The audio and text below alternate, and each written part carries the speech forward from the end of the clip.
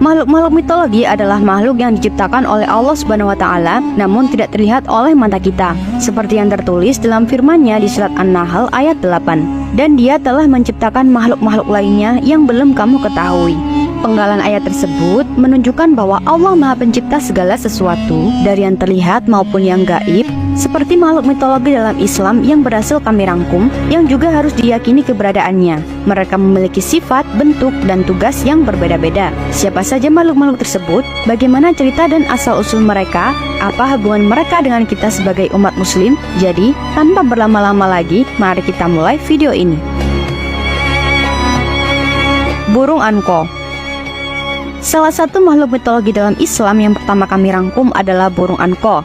Apa sih burung anko itu teman-teman? Kok bisa dijadikan makhluk mitologi dalam Islam? Yuk kita cari tahu bareng-bareng. Anko adalah burung raksasa yang katanya bisa nutupin matahari kalau lagi terbang. Bayangin aja, gimana gedenya burung itu. Burung anko ini punya bulu warna-warni, leher panjang kayak unta, dan 4 sayap. 2 sayapnya gede dan 2 sayapnya lagi kecil. Burung anko ini disebut-sebut dalam buku karangan Zakaria Al-Qazwini yang berjudul Makhluk-Makhluk Ajaib dan Hal-Hal Aneh yang Ada. Buku ini ngebahas tentang berbagai macam makhluk yang aneh-aneh dan ajaib. Nah, burung anko ini ternyata pernah ada di zaman Nabi Hanzalah.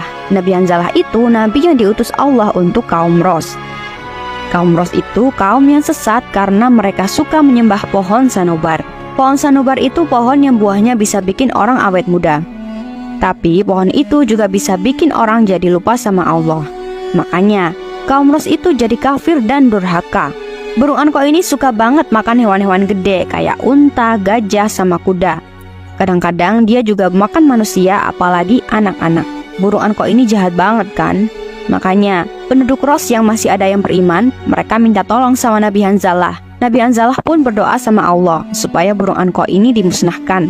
Allah pun mengabulkan doa Nabi Hanzalah dan burung anko ini pun mati terbakar sampai nggak ada lagi keturunannya. Anko ini mirip-mirip sama burung simuk dari Persia dan Phoenix dari Mesir kuno. Tapi bedanya, anko ini nggak bisa hidup lagi dari abunya kayak Phoenix ya. Anko ini cuma ada di zaman Nabi Hanzalah aja dan sekarang udah punah. Anko ini adalah salah satu contoh makhluk mitologi dalam Islam yang punya cerita yang seru dan penuh hikmah. Dari cerita Anko, kita bisa belajar bahwa Allah itu Maha Pencipta dan gak ada yang patut disembah selain Dia. Kita juga bisa belajar bahwa Allah itu Maha mendengar dan Maha mengabulkan doa orang-orang yang beriman dan taat. Kita juga bisa belajar bahwa Allah itu Maha Kuasa dan gak ada yang bisa ngelawan kehendaknya. Dabat al-Ard. Selanjutnya, salah satu makhluk mitologi dalam Islam yang mungkin jarang kita dengar yaitu Dabat al-Ard. Apa itu Dabat al-Ard? Bagaimana bentuknya? Dan apa perannya dalam sejarah Islam? Mari kita simak bersama. Dabat al-Ard adalah binatang buas atau monster yang akan muncul dari perut bumi menjelang hari kiamat. Nama Dabat al-Ard berarti binatang melata dari bumi. Binatang ini disebut-sebut sebagai salah satu tanda sebelum datangnya hari penghakiman. Allah Subhanahu wa taala berfirman dalam surat An-Naml ayat 82. Dan apabila perkataan telah jatuh atas mereka, kami keluarkan sejenis binatang melata dari bumi yang akan mengatakan kepada mereka bahwa sesungguhnya manusia dahulu tidak yakin kepada ayat-ayat kami. Dari ayat ini kita bisa mengetahui bahwa Dabat al-Ard akan muncul ketika manusia sudah tidak lagi percaya kepada ayat-ayat Allah Subhanahu wa taala. Binatang ini akan berbicara dengan kata-kata yang fasih dan jelas, sehingga tidak ada yang bisa menyangkal kebenarannya. Dabat al-Ard akan memberikan tanda pengenal kepada orang-orang mukmin dan orang-orang kafir dengan menggunakan tongkat Nabi Musa alaihissalam dan cincin Nabi Sulaiman alaihissalam. Tongkat Nabi Musa akan membuat wajah orang-orang mukmin bersinar, sedangkan cincin Nabi Sulaiman akan membuat hidung orang-orang kafir terlihat. Dengan demikian, tidak ada lagi yang bisa menyembunyikan keimanan dan kekufuran mereka. Lalu, bagaimana bentuk Dabat al-Ard? Sayangnya, tidak ada penjelasan yang pasti tentang wujud binatang ini. Namun, ada beberapa riwayat yang menyebutkan, dari Ibnu Jurais meriwayatkan bahwa Dabat al-Ard memiliki gabungan antara beberapa binatang seperti kerbau, babi, gajah, rusa, harimau, dan unta. Menurut Ibnu Abbas radhiyallahu an, binatang ini mempunyai punuk yang panjang yang dapat dilihat oleh orang yang berada di bumi bagian timur dan barat. Wajahnya seperti wajah manusia dan paruhnya seperti paruh burung. Mempunyai banyak bulu di tubuh dan kepalanya. Dan banyak pendapat lainnya, namun yang pasti ukuran tubuh Dabbat al-Ard sangatlah besar dan pergerakannya relatif cepat. Dabbat al-Ard akan muncul di kota Mekah, tepatnya di sekitar Gunung Sofa. Setelah peristiwa matahari terbit dari barat, Dabbat al-Ard adalah salah satu makhluk Allah yang memiliki kekuasaan dan kehendak yang tinggi.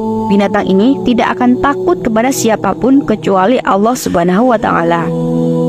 Sebelum lanjut ke makhluk mitologi yang ketiga, alangkah baiknya untuk teman-teman doyan cerita untuk tekan tombol like, komen, share, dan subscribe agar saya lebih semangat lagi untuk merangkum dan menulis cerita seru lagi. Jassasah, salah satu makhluk mitologi Islam yang sangat misterius, yaitu Al-Jassasah. Apa itu Al-Jassasah? Bagaimana bentuknya? Dan apa kisahnya dengan Dajjal? Mari kita simak bersama.